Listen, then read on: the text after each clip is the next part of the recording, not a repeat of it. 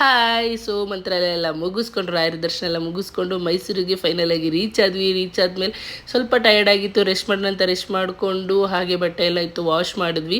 ಅಡುಗೆ ಏನೂ ಮಾಡಿರಲಿಲ್ಲ, ನಮ್ಮಮ್ಮ ಸಾಂಬಾರು ಮಾಡಿಟ್ಟೋಗಿದ್ರು. ಅದಕ್ಕೆ ಅಂತಲೇ ರೈಸ್ ಮಾಡಿಕೊಂಡು ತಿನ್ಕೊಂಡು ನಮ್ಮ ಮನೆ ಎದುರುಗಡೆ ಬಂಕಲ್ಲಿದ್ದಾರೆ. ಅವ್ರು ನೋಡಿ ಎಲ್ಲ ಮಕ್ಕಳು ಒಂದೇ ಗಡಿಲಿ ಕುಣಿಸ್ಕೊಂಡು ಫುಲ್ ಖುಷಿಯಿಂದ ಎಂಜಾಯ್ ಮಾಡ್ತಿದ್ದಾರೆ. ಮಕ್ಳಿಗೂ ತುಂಬ ಖುಷಿ ಆಗ್ತಿತ್ತು.